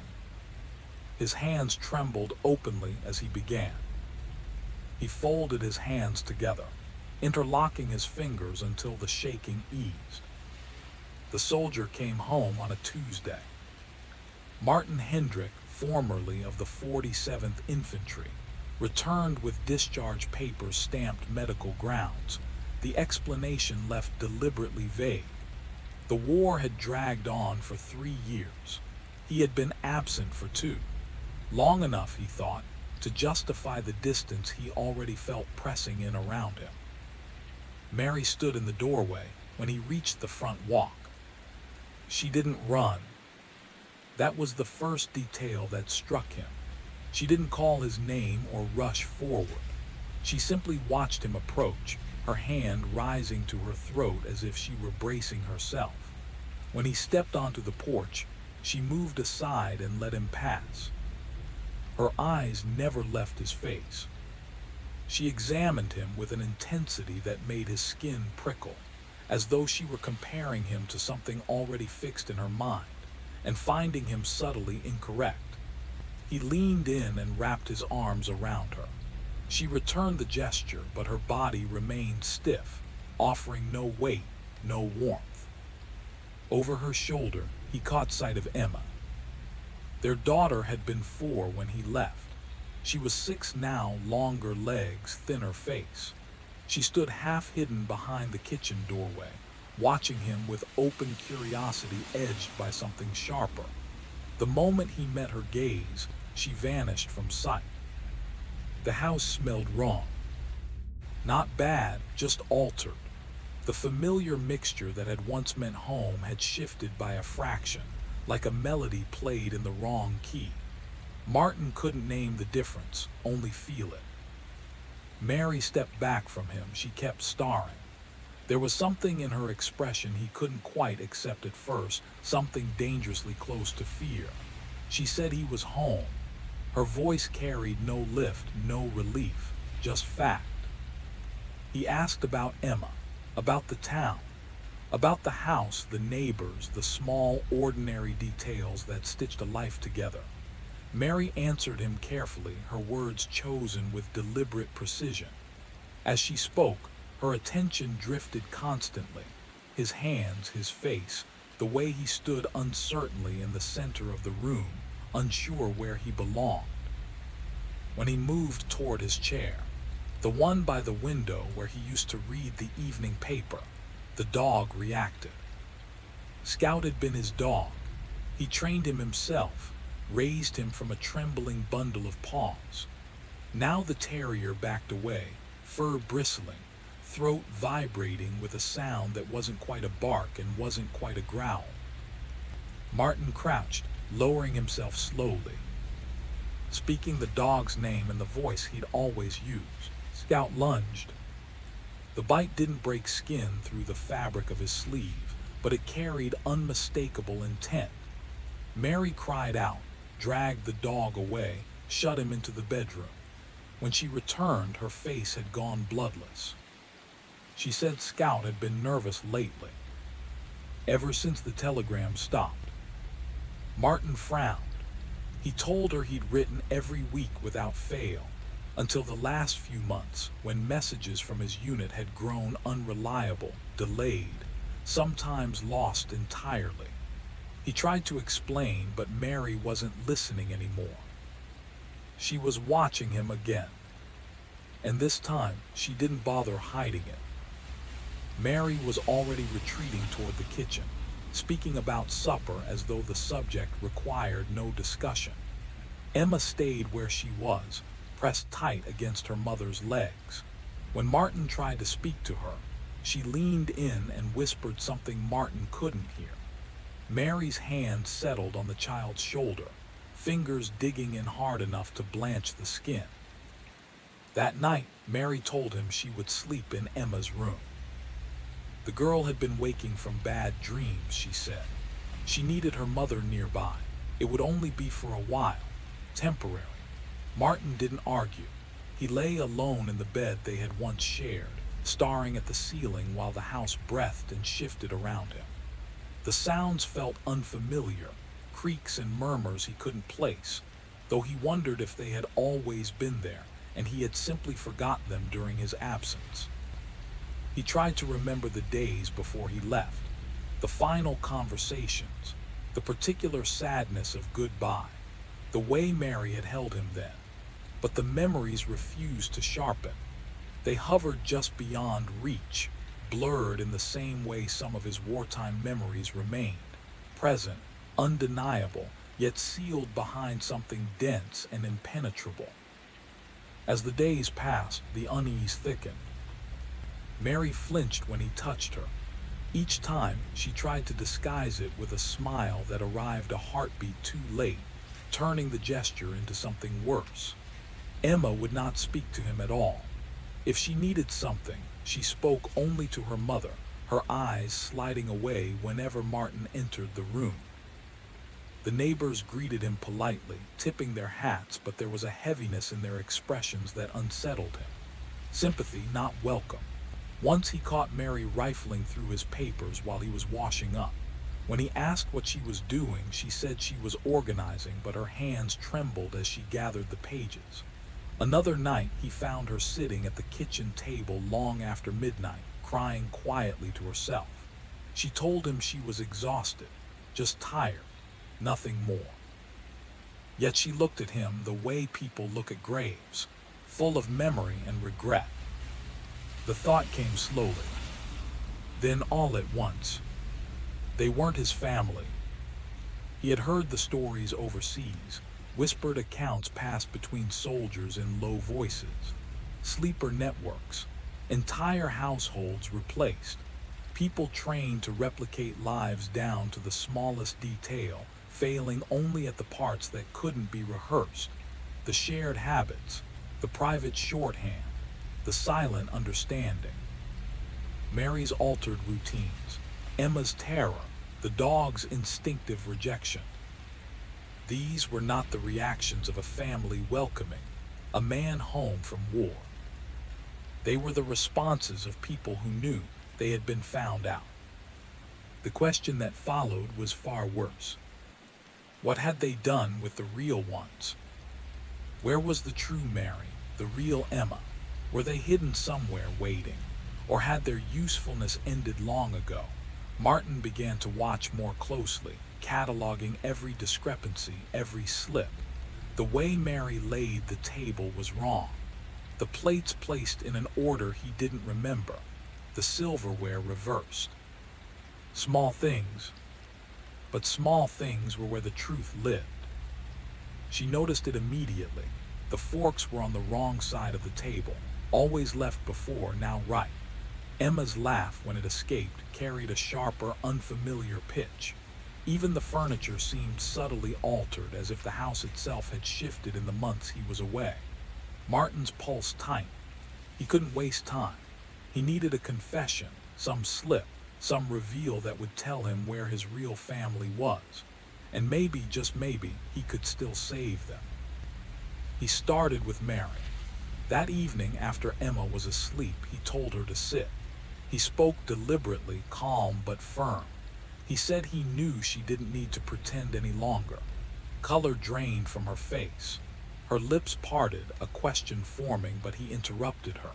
He had to make her understand. He wasn't fooled. He knew she wasn't his wife, and he would do whatever it took to find the real Mary and the real Emma. She jerked upright so fast her chair toppled. Breath came in shallow, rapid bursts. He reached out, but she recoiled, a sharp little cry escaping.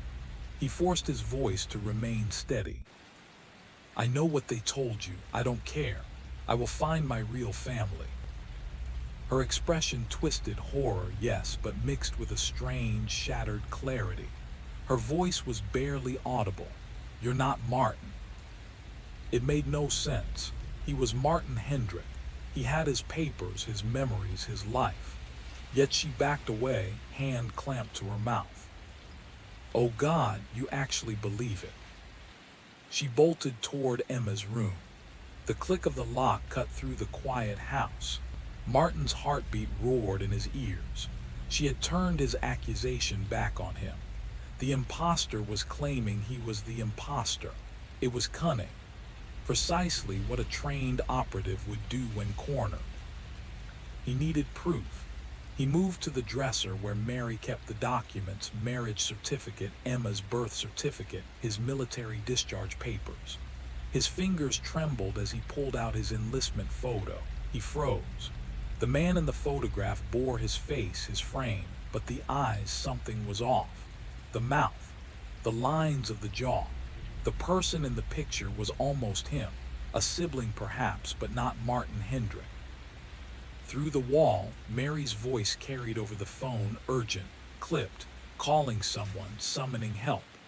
He had to move before backup arrived. He approached Emma's door, locked. He pressed his palm to it, calling softly, "Emma, I just want to talk. I need to." The silence that answered was absolute, thick with tension. Every second stretched impossibly long, and Martin realized with a cold certainty the real danger was here, inside these walls. And somewhere beyond that door, the life he had left behind was dangling by a thread. Martin froze at the sound of Emma's voice, small and trembling, cutting through the tension like a knife. "Go away. You're not my daddy." It slammed into him, sharp and brutal, twisting in his chest like a sudden blow. He recognized it for what it was, every word planted, rehearsed, a script forced into a child's mouth. His pulse quickened as the unmistakable roar of an engine reached him. Through the window, he saw the sheriff's car pull up, Sheriff Dawson stepping out, hand resting on his holstered weapon. Mary had called. She had spun some story, Martin acting erratically, dangerously. The sheriff, the network, the lies, they were all part of it. When Dawson knocked, Martin didn't move. Not yet. If he opened the door, they could take him, disappear him, erase him like they had the real Martin Hendricks. He needed leverage, needed answers before submission.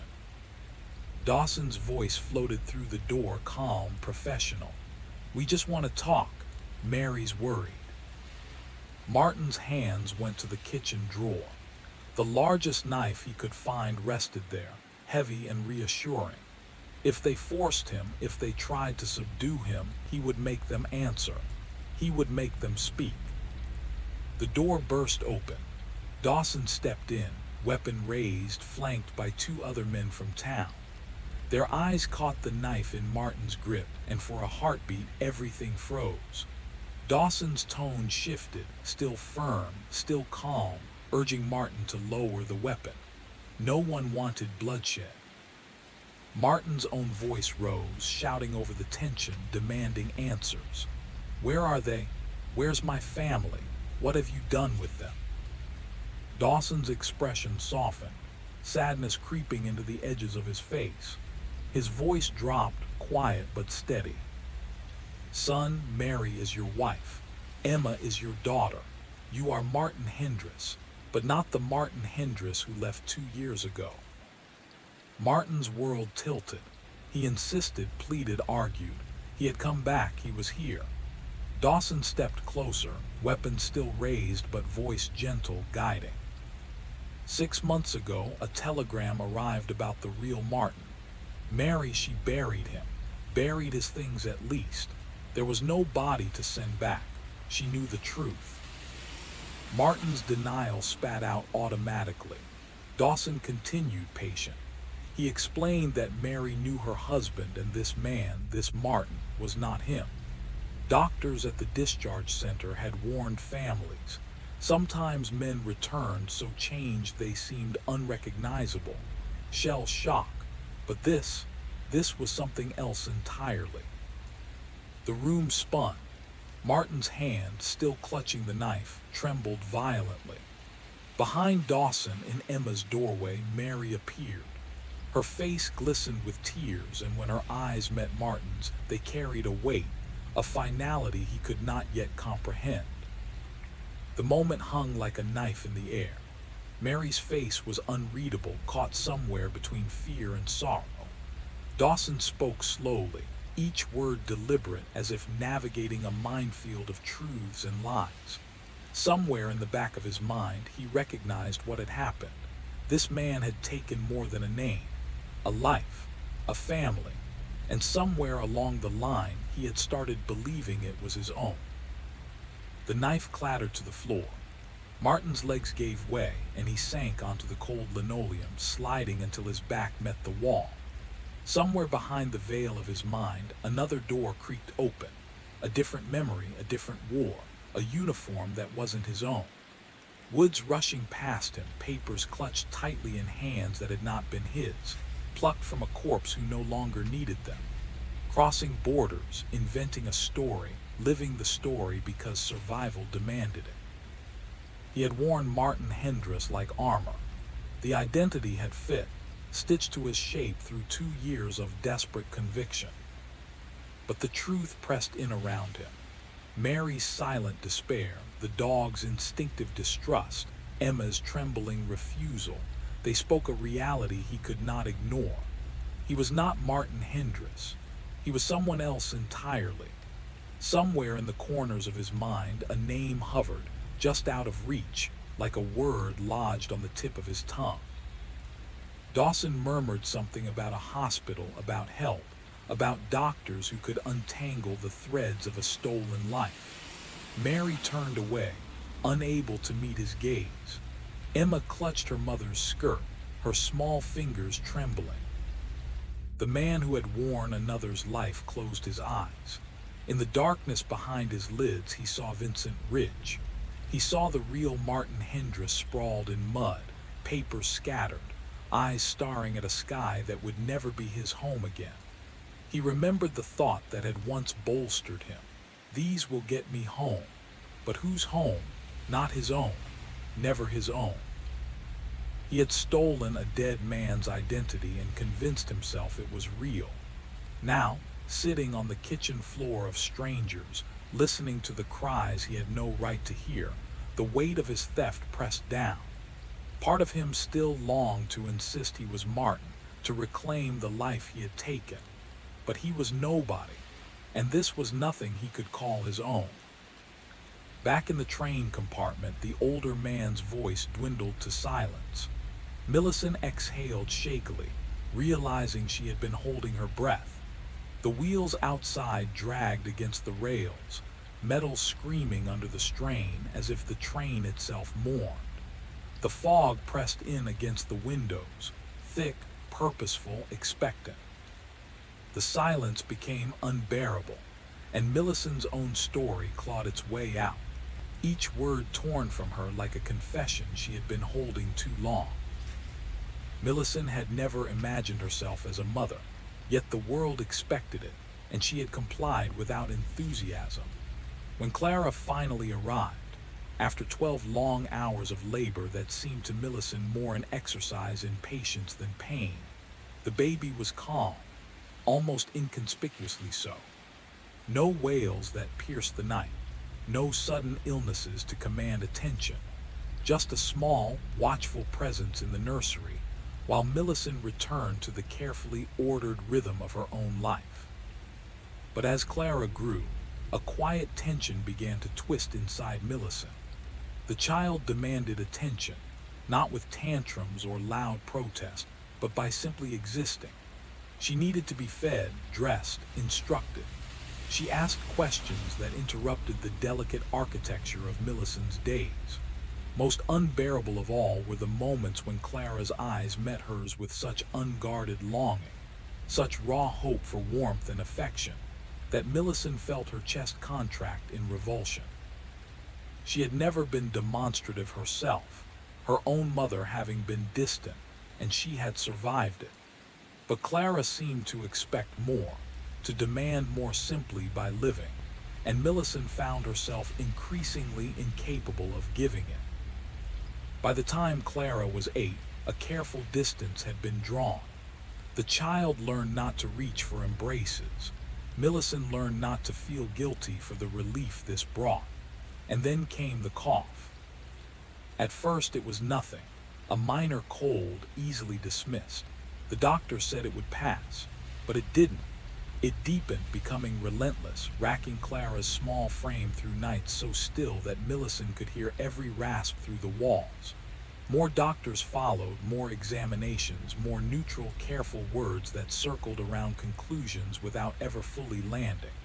When the diagnosis came, it was delivered in a clinical monotone: early stage consumption, perhaps treatable, perhaps not, perhaps only time, rest, and hope. Millicent received it with the same emotional distance she brought to everything. She arranged for Clara to be sent to a sanatorium in the mountains, where the air was supposed to heal and the staff were competent. She visited once a month. The visits were brief, leaving her feeling vaguely contaminated, as though proximity to illness could seep into her like a shadow she could never fully shake. Clara never complained. She received her mother's distant, impeccably polite visits with the same careful reserve she had been taught. She never begged her to stay longer. She never cried. She simply endured as she always had. Clara's eyes lingered on Millicent as she left each visit, carrying a look that tightened something deep in Millicent's gut, a quiet pull she refused to name. 6 months later, a letter arrived from the sanatorium. The director wrote with careful politeness, explaining that the treatments had failed, that the decline was accelerating, that it might be wise to prepare. Millicent read the words twice, folded the page neatly, and slipped it into a drawer. Nothing else changed. She did not come more often. She did not write longer letters. She kept to her monthly visits with the same precise discipline she reserved for any obligation she found unpleasant. Clara died on a Tuesday morning. The telegram arrived that afternoon. The matron added a note. The child had asked for her mother at the end, calling for her with what little breath remained. Millicent was seated at a luncheon when the message was delivered. She finished her meal before opening it. The funeral was quiet and restrained. Millicent, dressed in black, accepted sympathy and nodded at the right moments. People commented on her composure, on her strength, on how admirably she carried herself through loss. None of them could see what had begun to grow inside her the moment she learned Clara had called for her. A slow, spreading decay, the kind that eats through wood from the inside until nothing is sound. Clara had died alone, reaching for a mother who did not come. A mother who chose polite conversation and silverware over a bedside.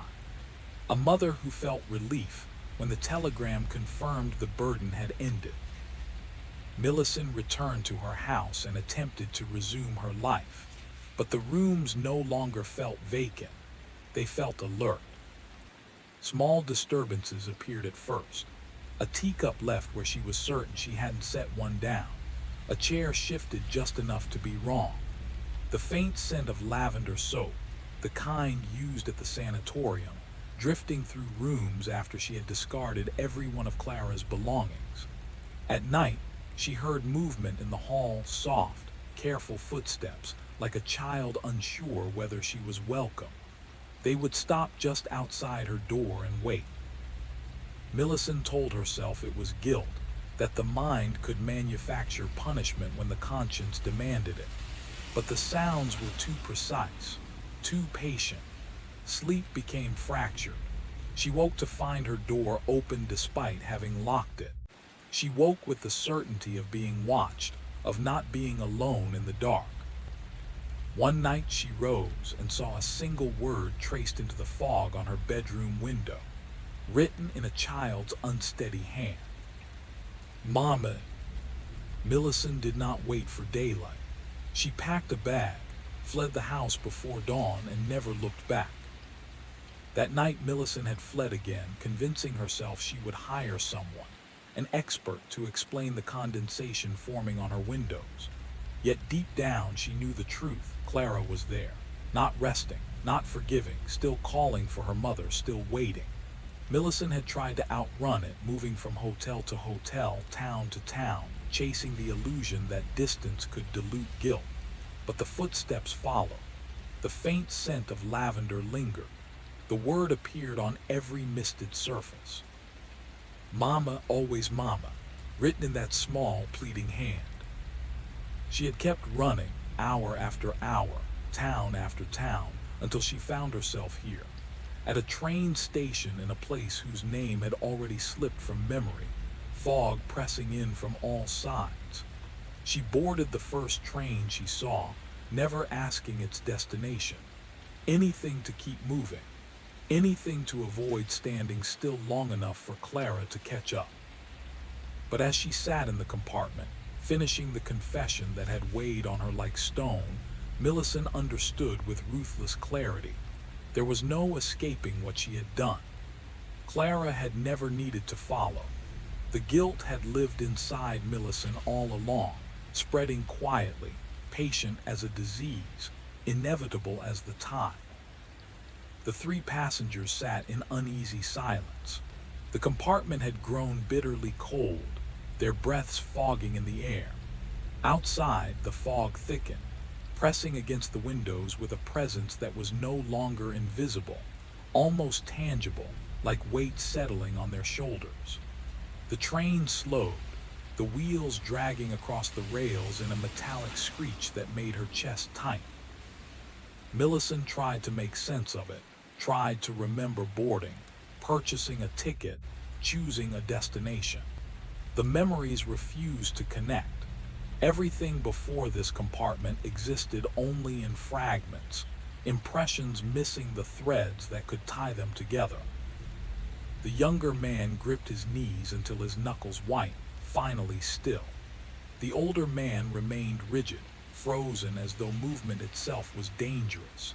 The silence pressed down like the fog itself, heavy and oppressive. The train shuddered violently, metal grinding against metal somewhere ahead. Millicent's throat tightened. She understood now what this journey had always been, a reckoning, a passage forced by the weight of her own conscience. Through the haze, the fog began to thin, not clearing, never quite clearing, but receding just enough that shapes emerged. Trees, posts, something tangible through the mist, waiting, watching. And for the first time, Millicent knew she could not outrun the shadows of her own choices. They were the train, the fog, the weight on her chest. She could only face them. The tracks stretched out in precise, unyielding lines, each tie a metronome marking the train's steady pulse. The rhythm shifted once more, no longer hesitant, no longer faltering. Now it moved with purpose, deliberate, as though it had finally reached the destination that had always existed, though not in any map Millicent had ever known. The compartment door glided open without a sound. A man appeared in a conductor's uniform, yet something about it was impossible to place. Too sharp, too loose, too uncertain. The fabric seemed alive, bending under the gaze, refusing definition. His face offered no comfort, no cruelty, only the stark inevitability of truth. He checked a pocket watch, its face blank of numbers, then nodded. Oakhaven, he announced simply. Hope flickered briefly in the younger man's eyes. Relief at last. But the conductor's stare remained neutral, and then his words struck like iron. This train does not go to Oakhaven. The compartment constricted around them. The older man's complexion drained, and a tremor caught his voice as he asked where. Then the conductor cut him off. This train runs to the derailment site. It always has. You purchased passage when you fled, when you ran from the truths you could not face. He stepped aside, revealing the swirling fog beyond the open door. It twisted unnaturally, patterns impossible to look at directly. This train feeds on confession. Every story told, every omission admitted, fuels its journey. You've been burning since you boarded, believing you were passengers, believing escape was possible. Millicent's knees threatened to buckle. We've told our stories, she gasped. We've confessed everything. The conductor's gaze, unblinking and terrible, swept over the younger man first. You've told your stories. You've confessed, but each of you has left out one detail. He turned slowly, deliberately. Your story was about Varady Ashton. The younger man's protest faltered. The conductor's voice pressed on, merciless. She burned those toys knowing exactly what would happen. She saw the parasitic twin during the interview. She was explicitly told not to disturb the nursery.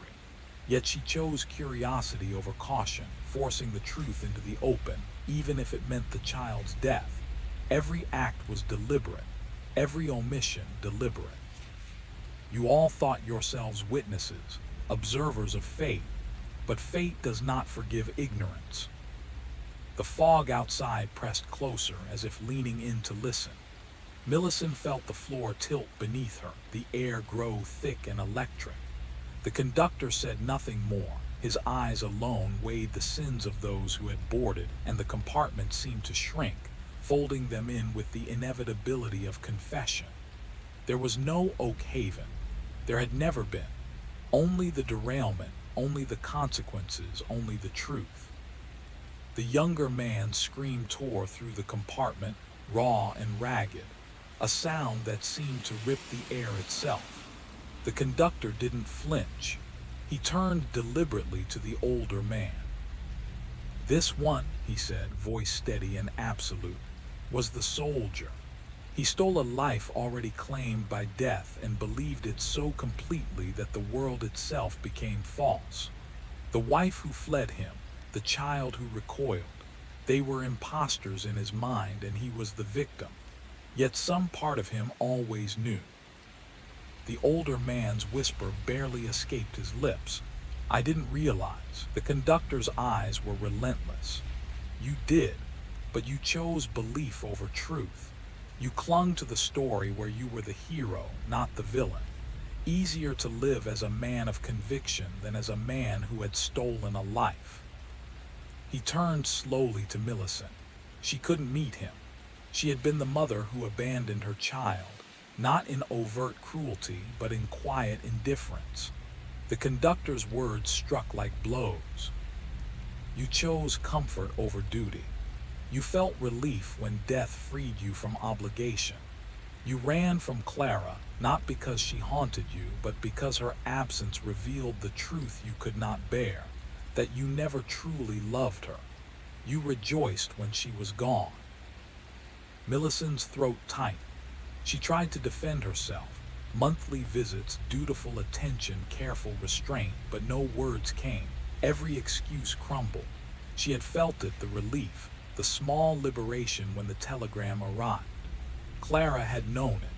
She had felt it when her mother's visits grew shorter, colder, more perfunctory. She had known it at the end, calling for someone who would never come. The conductor stepped back. The fog beyond the door thinned, revealing not a station, not a platform, only the rails stretching into an infinite void. A nothingness that was not darkness, but the absence of being itself. "The train stops here," he said. "It cannot bear the weight of your guilt any further. The unconfessed sins would break the tracks."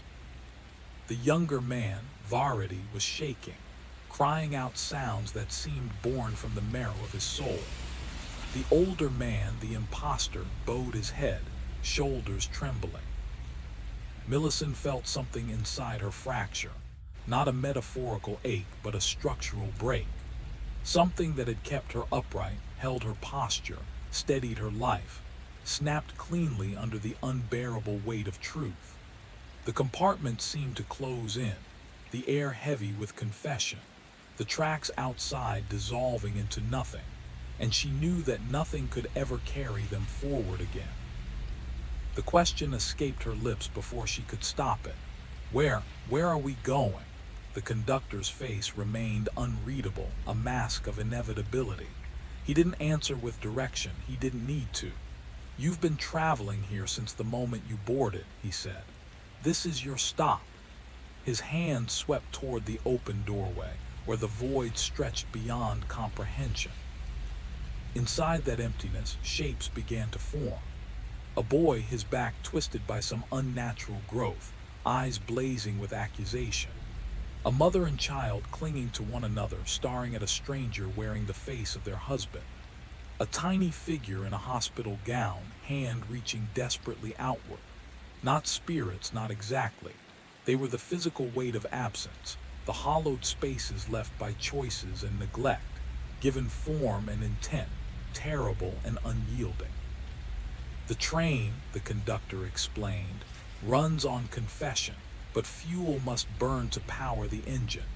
You are the fire you always have been. Varity moved first, steps hesitant, almost dreamlike.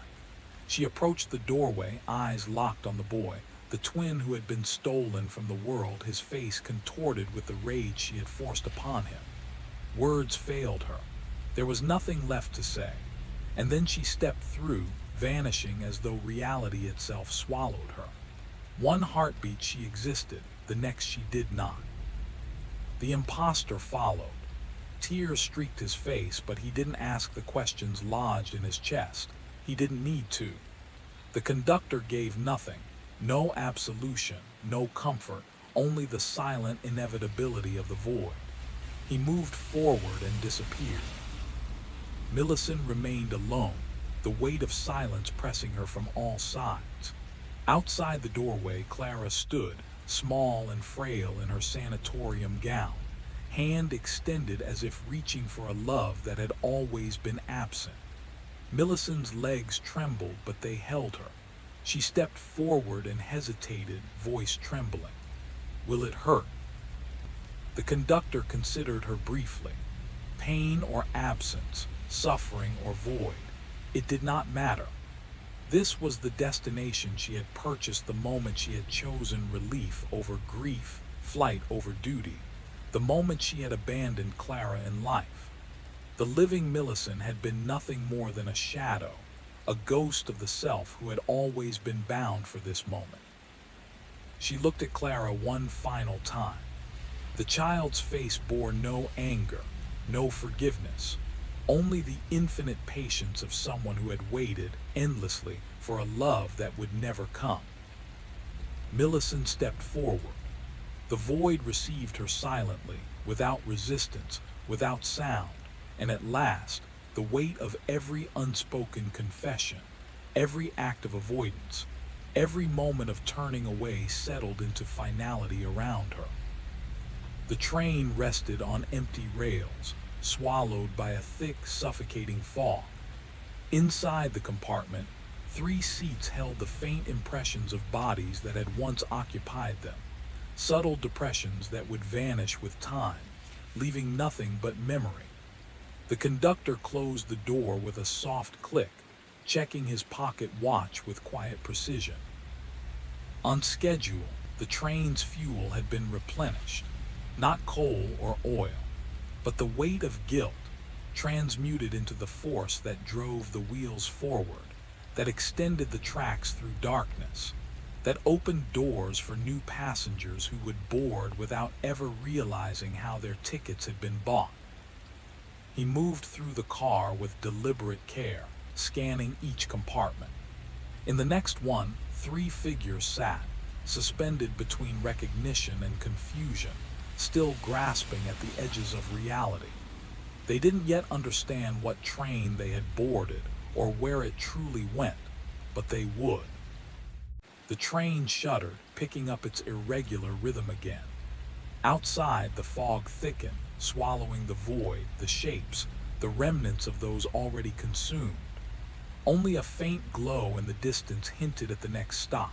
Not Oak Haven, never Oak Haven, only the next way station on an endless, relentless journey of arrivals. The conductor settled into his chair, still and patient as stone. Another confession would come, as always. Another passenger, certain they were escaping, only to discover they had been running toward themselves all along. Another soul who had purchased passage without knowing it was irrevocable, a one-way journey into reckoning. The train pressed on, fog pressing in, void looming behind, digesting sin into fuel, turning unspoken guilt into momentum. Far ahead, a platform began to take shape. A woman stood there, clutching her bag, her breath visible in the sudden chill, eyes wide with hope that burned against despair. The train slowed. Doors hissed open. The conductor straightened his uniform, stepping forward with quiet authority. ready to welcome one more passenger into the endless cycle. After all, there was always room for another.